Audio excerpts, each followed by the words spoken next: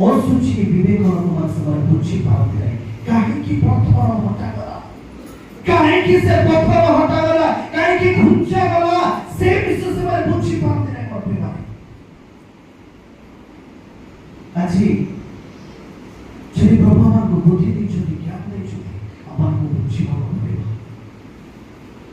जदि वाक्य बुझी बाइबल बुझी आंठू मन तो प्रभु प्रार्थना सहित पचारतु प्रभु बुझी कौन मते रेवलेशन दियंतु से पत्थर कहीं हटागला जदि हमें माथी 28:2 देखिबा से पत्थर को से कोन करिसंती हटे नै अछंती पढु हां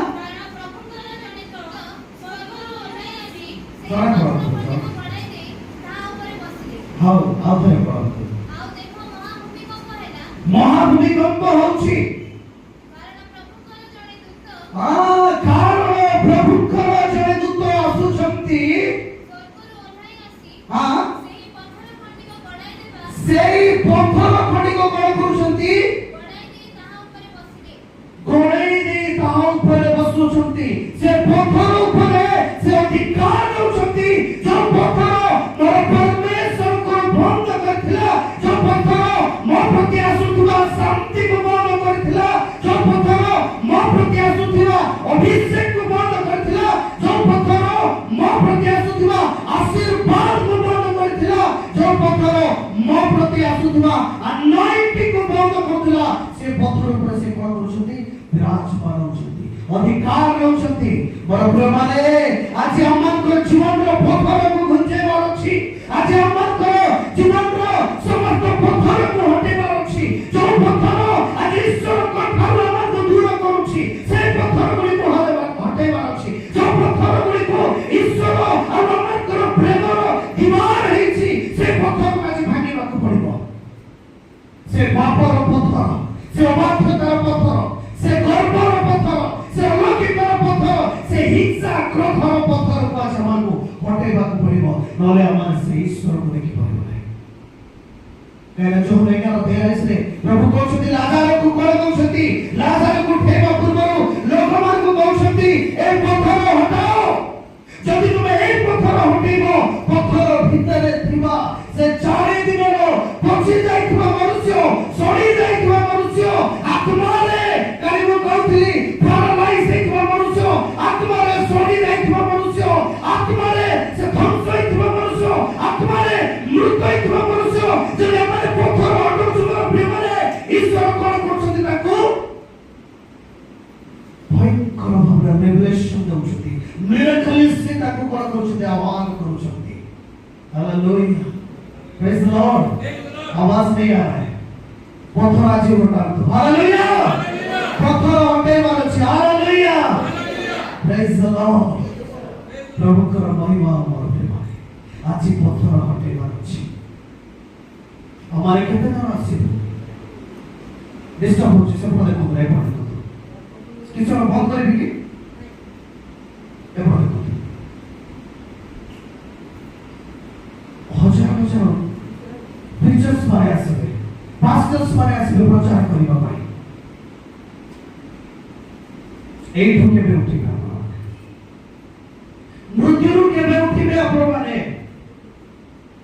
ए मंडली रे केतेटा पास्टर्स अछंती ए मंडली द्वारा केतेटा पास्टर अछंती ओ उठिसंती आवाज नहीं आ रहा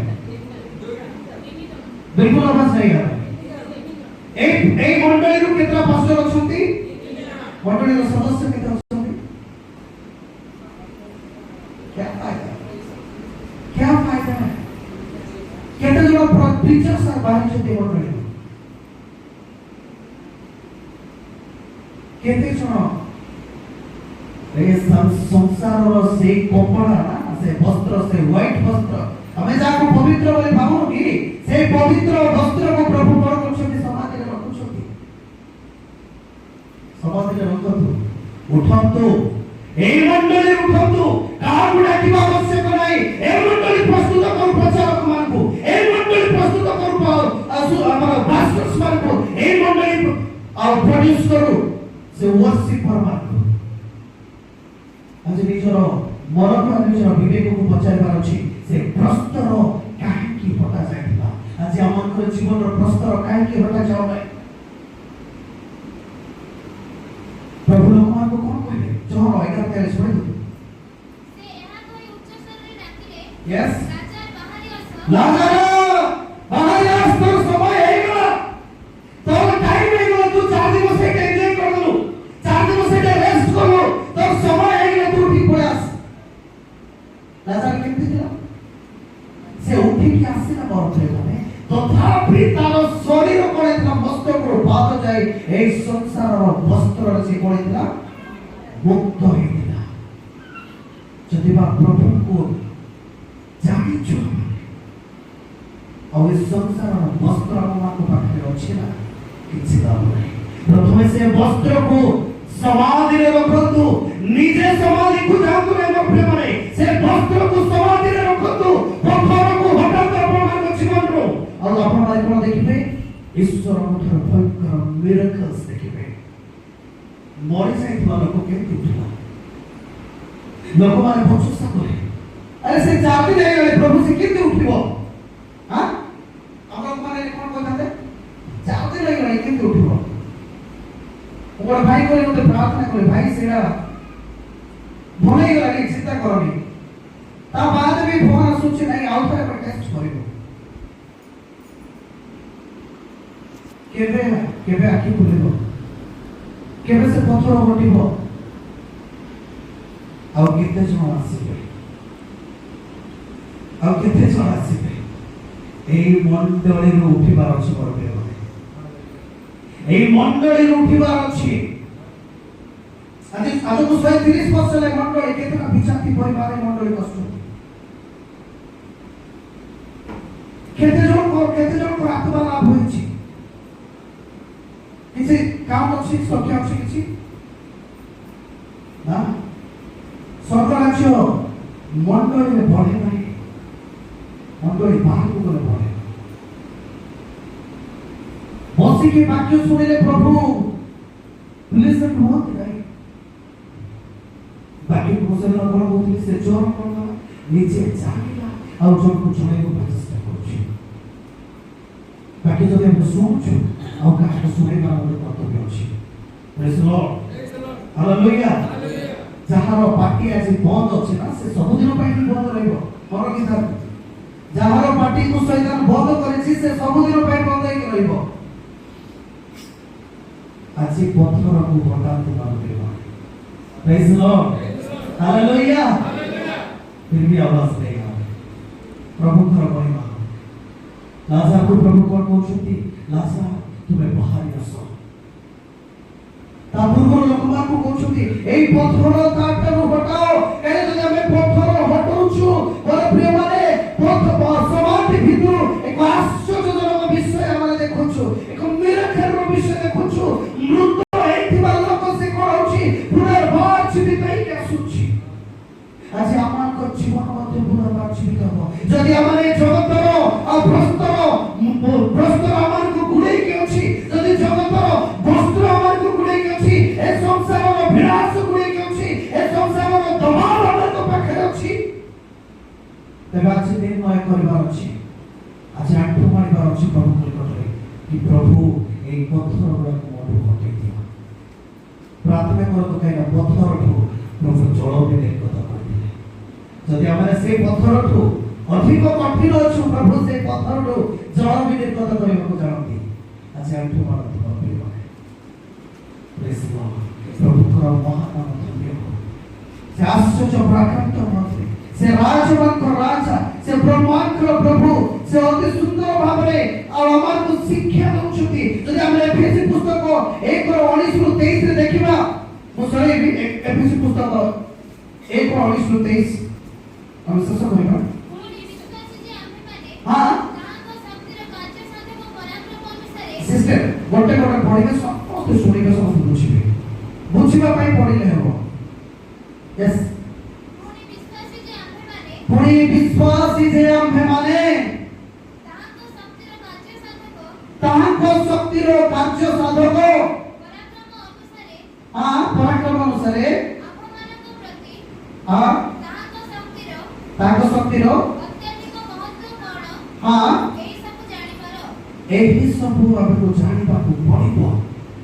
ପଢ଼ନ୍ତୁ ତାପରେ ସେହି ଶକ୍ତି ସେ ଖ୍ରୀଷ୍ଟଙ୍କଠାରେ ହୁଁ ସାଧନ କରି ତାହାକୁ ମୃତମାନଙ୍କ ମଧ୍ୟରୁ ଉଠାଇ ସମସ୍ତ ଆଧିପତ୍ୟ Yes. କର୍ତ୍ତାପଣ Yes. ଶକ୍ତି ପ୍ରଭୁତ୍ୱ ପୁଣି ଇହକାଳ ଓ ମଧ୍ୟ ପରକାଳରେ ସେତେ ନାମ ଖ୍ୟାତ ସେ ସମସ୍ତଙ୍କ ଉପରେ ତାହାକୁ ଉନ୍ନତ କରାଇ ସ୍ୱର୍ଗରେ ଆପଣା ଦକ୍ଷିଣ ପାର୍ଶ୍ୱରେ ଉପବେଶନ କରାଇଲେ। ଆମେନ୍।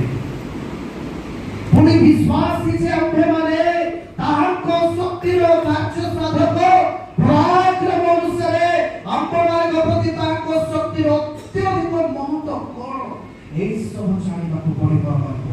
କାରଣ ସେହି ଶକ୍ତି ଯେ ଖ୍ରୀଷ୍ଟଙ୍କ ଠାରେ ସାଧନ କରି ତାହାକୁ ମୃତମାନଙ୍କ ମଧ୍ୟରୁ ଉଠାଇ ସମସ୍ତ ଆଧିପତ୍ୟ କର୍ତ୍ତାପଣ ଶକ୍ତି ପ୍ରଭୁତ୍ୱ ପୁଣି ଅକାଳରୁ ମଧ୍ୟ ପରକାଳରେ ଯେତେ ନାମ ଖ୍ୟାତ ତାକୁ ଆମେ ପଢ଼ିବା।